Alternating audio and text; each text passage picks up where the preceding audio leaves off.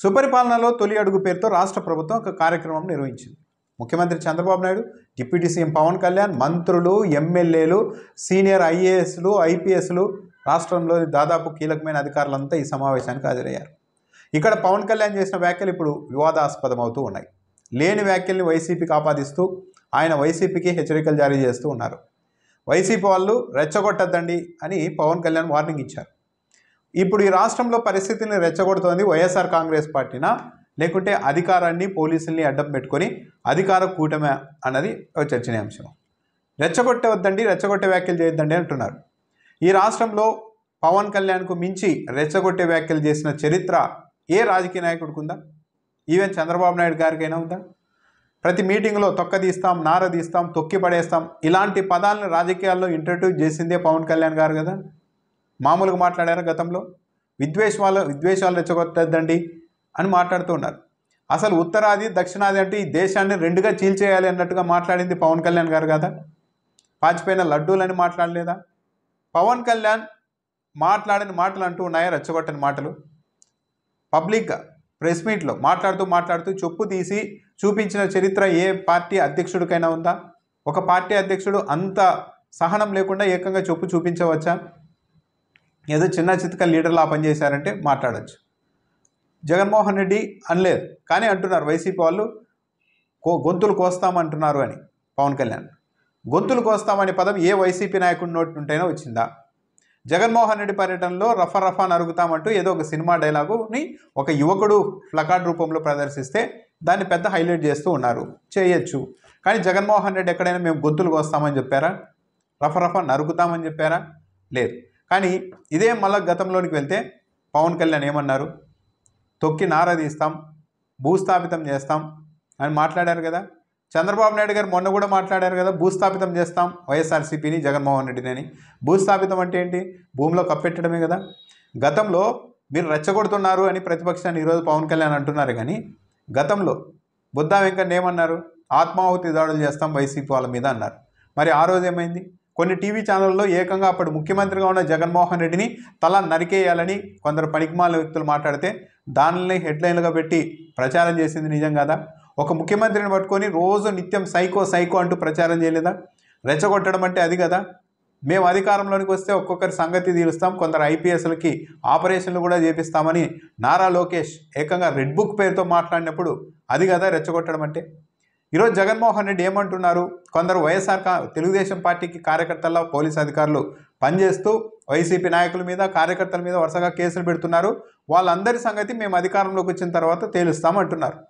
అంటే చట్ట ప్రకారం తేలుస్తామంటున్నారు. అంతేగాని ఎక్కడైనా కానీ జగన్మోహన్ రెడ్డి తన స్థాయిని మర్చిపోయి తొక్కదీస్తాం, తాట తీస్తాం. ఈరోజు మళ్ళీ పవన్ కళ్యాణ్ గారు ఇంకో మాట కూడా మాట్లాడుతున్నారు, మక్కిలు ఎరగొట్టి కింద కూర్చోబెడతాం అని. అది కూడా ఏంది? ఐఏఎస్లు, ఐపీఎస్ల సమక్షంలో ఒక డిప్యూటీ సీఎం హోదాలో మాట్లాడుతూ ఉన్నారు. మేము ఇంకా చట్టబద్ధంగా ఉంటున్నాం కాబట్టి ఇలా ఉంది పరిస్థితి అని పవన్ కళ్యాణ్ అంటున్నారు. మరి ఏ చట్టం అలౌ చేస్తోంది? ఒక డిప్యూటీ సీఎం డైరెక్ట్గా మక్కిలు ఎరగొట్టి, కాళ్ళు ఎరగొట్టి కింద కూర్చోబెట్టడానికి ఒక డిప్యూటీ సీఎంకి, ఒక రాష్ట్ర ప్రభుత్వానికి ఏ చట్టం అనుమతిస్తోంది? తొక్కి నారదీస్తామంటున్నారు. మరి ఏ రాజ్యాంగంలో ఉంది? అంబేద్కర్ రాజ్యాంగంలో ఎక్కడన్నా ఒక డిప్యూటీ సీఎంగా ఉన్నవారు తన పోలీస్ యంత్రాంగం ద్వారా ప్రతిపక్ష నాయకుల్ని తొక్కి నారదీయచ్చు అని ఎక్కడన్నా రాజ్యాంగంలో రాసి ఉందా? ఏ చట్టంలో అయినా ఉందా? మరి ఇవన్నీ చట్టవిరుద్ధమైన పనులు కాదా?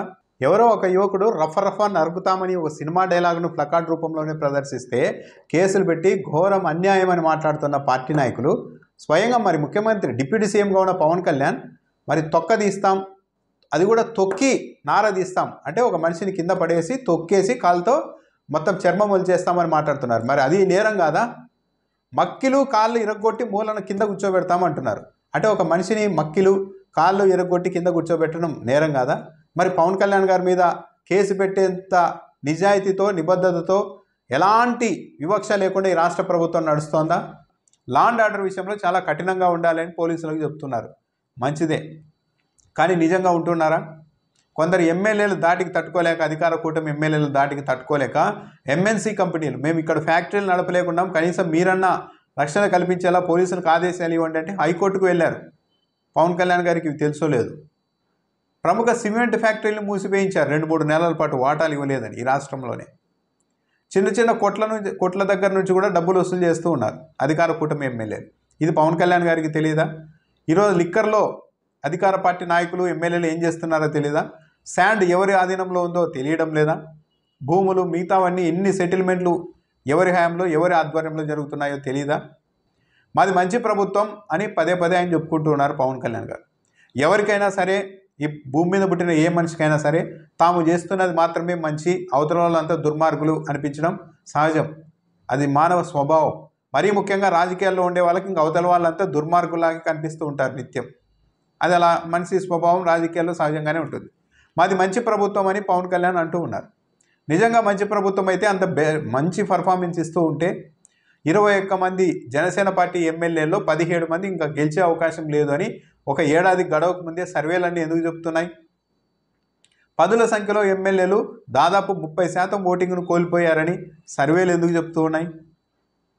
మొత్తం వాతావరణం అంతా ఎలా ఉందో తెలియడం లేదా? నిజంగా మంచి ప్రభుత్వమే అయితే ఇక ప్రతిపక్షం గురించి ఆలోచించాల్సిన అవసరం ఏముంది? ప్రజల్లో మన్ననలు పొందగలిగితే ఇక ప్రతిపక్షం తన పని తాను ఏం చేసుకున్నా కూడా ప్రజలు దాన్ని లెక్క చేయరు కదా. కానీ ఈ స్థాయిలో గుండెల మీద చేసుకొని ఎవరైనా చెప్పచ్చు ఒక ప్రతిపక్షం మీద. వైఎస్ఆర్ కాంగ్రెస్ పార్టీ అధికారంలో ఉన్నప్పుడు కూడా అవతల వాళ్ళ మీద కేసులు పెట్టడం అనేది జరిగింది. కానీ ఈ ఏడాదిలో పెట్టినన్ని కేసులు, ఈ ఏడాదిలో జరిగినన్ని అరెస్టులు ఎక్కడైనా జరిగాయా? చిన్న చిన్న కారణాలతో కూడా తీసుకెళ్ళి 100 మందిని లోపల వేసేస్తూనే ఉన్నారు కదా. ఒక కేసులో బెయిల్ వస్తుంది అనగానే ఇంకొక 2-3 కేసులు రెడీ చేసేసి నెలల తరబడి లోపల ఉంచుతున్నారు కదా. ఇది కదా అణిచివేయడం అంటే ప్రతిపక్షాన్ని, ఇది కదా ప్రతిపక్షాన్ని బెదిరించడం అంటే, ఇది కదా రెచ్చగొట్టడం అంటే. ఇలా మేమేమో అధికారంలో ఉండి తొలి ఏడాదిలోనే 100 మంది మీద కేసులు పెట్టి మాజీ మంత్రులు, మాజీ ఎమ్మెల్యేలు, సామాన్య కార్యకర్తలు, జర్నలిస్టుల్ని అందరినీ, అవతల వైపు ఉన్న వాళ్ళందరినీ తీసుకెళ్ళి లోపలేసేస్తాం, మీరు మాత్రం ఏం మాట్లాడకూడదు అంటే ఎలా? రేపు పొద్దున అధికారం మారిన తర్వాత ఇవతల వాళ్ళు కూడా మనుషులే కదా, మనలాగే మనుషులే కదా, వాళ్ళకు చీమో నెత్తురు ఉంటుంది కదా. ఇంత చేసిన తర్వాత అవతల వాళ్ళు ఎందుకు వదిలిపెడతారు? అధికారంలో ఉన్న వాళ్ళు సంయమనం పాటిస్తే ప్రతిపక్షాలు రెచ్చగొట్టడానికి పెద్దగా అవకాశం కూడా ఉండదు. కానీ అధికార పార్టీని ప్రొవోకేట్ చేస్తోంది కదా. ఇప్పుడు నిత్యం డిబేట్లన్నీ దేని మీద జరుగుతున్నాయి? జగన్మోహన్ రెడ్డి, వైఎస్ఆర్ కాంగ్రెస్ పార్టీ నాయకుల వ్యక్తిత్వ హననం మీదే నడుస్తున్నాయి. కానీ ఎక్కడైనా తెలుగుదేశం పార్టీ తరఫున డిబేట్లు ఒక సిద్ధాంతపరంగా నడుస్తూ ఉన్నాయా? అసలు ఒక ప్రధాన ప్రతిపక్ష నాయకుడు, సరే సీట్లు లేవు అంటారు, అయినా 40% ఓట్లు ఉన్నాయి. సరే మాజీ ముఖ్యమంత్రి ఒక పార్టీ అధ్యక్షుడు పర్యటనలకు వెళ్తే కనీసం రోప్ పార్టీని కూడా ఏర్పాటు చేయకపోవడాన్ని ఏమనాలి? కనీసం భద్రతా చర్యలు తీసుకోకపోవడాన్ని ఏమనాలి? ఓ మాజీ ముఖ్యమంత్రి ఇంటి మీదకి రాళ్ళు, తాటికాయలు వేయడాలు, రకరకాల అవహేళనలు చేయడాలు, అటువైపు వెళ్తూ కేకలు వేస్తూ వెళ్తూ ఉంటే దాన్ని కూడా కంట్రోల్ చేయనప్పుడు ఇది మంచి ప్రభుత్వం ఎలా అవుతుంది? అసహనంతో రగిలిపోతున్న ప్రభుత్వం అవుతుందే కానీ ఎక్కడైనా కానీ కాస్తంత హుందాగా ఎక్కడైనా ఈ రాష్ట్ర ప్రభుత్వం బిహేవ్ చేస్తుందా? మాది మంచి ప్రభుత్వం, మెతక ప్రభుత్వం కాదు అని చెప్తున్నారు. మెతక ప్రభుత్వం అయితే కాదు. ఎందుకంటే 100 మంది మీద కేసులు పెట్టి లోపలేసేసి నిర్దాక్షిణ్యంగా సీనియర్ ఐఏఎస్ని, ఐపీఎస్ని కూడా రాష్ట్ర చరిత్రలో ఎప్పుడూ చూడని విధంగా అరెస్టులు చేయడాలు, వేధించడాలు, సస్పెండ్ చేయడాలు, 100 మంది సిఐల్ని కూడా వీఆర్లో ఉంచడాలు, ఇవన్నీ రాష్ట్ర చరిత్ర ఎప్పుడు చూడలేదు. కాబట్టి ఈ ప్రభుత్వం అయితే మెతక ప్రభుత్వం కానే కాదు, చాలా కఠినమైన ప్రభుత్వమే. కానీ మంచి ప్రభుత్వమా అన్నది ఆలోచించుకోవాలి. నిజంగా మంచి ప్రభుత్వం అయితే ఒక ఏడాదిలోనే ఇంత రచ్చ చేస్తారా? ప్రతిపక్ష నాయకుడిని భూస్థాపితం చేస్తామని ఒక ముఖ్యమంత్రి డైరెక్ట్గా ఇంటర్వ్యూలు ఇస్తూ ఉంటే ఇంకేమనాలి దీన్ని? మొత్తం అంతా అటువైపు పెట్టుకొని కానీ అవతల వాళ్ళే మమ్మల్ని రెచ్చగొడుతున్నారు అంటే, ప్రతిపక్షం అంటే పర్యటనలు చేయకూడదా? ఎవరిని పరామర్శించకూడదా? ఒక మాజీ ముఖ్యమంత్రి వెళ్తూ ఉంటే మాకు నచ్చని పరామర్శలకు వెళ్తే సెక్యూరిటీ ఇవ్వరా మీకు నచ్చని పర్యటనలకు వెళ్తే? ఇది కదా.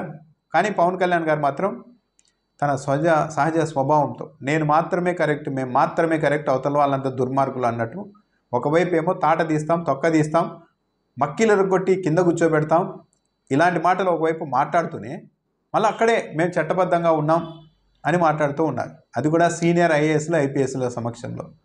మళ్ళీ ఆ ప్రభుత్వం వస్తే ఎలా అని కొందరు అనుకుంటున్నారు. ఇక ఆ ప్రభుత్వం రాదు అని కూడా హామీ ఇచ్చే ప్రయత్నం చేశారు పవన్ కళ్యాణ్ గారు.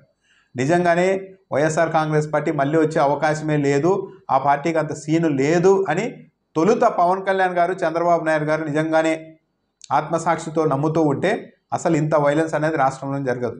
ప్రతిపక్షాన్ని ఇంతగా అణిచివేసే చర్యలే ఉండవు ఏడాదిలోనే. కానీ మళ్ళీ వైఎస్ఆర్ కాంగ్రెస్ పార్టీ పికప్ అవుతోంది. జగన్మోహన్ రెడ్డి ఎక్కడికి వెళ్ళినా వేల మంది జన సమూహాలు తరలి వస్తూ ఉన్నాయి.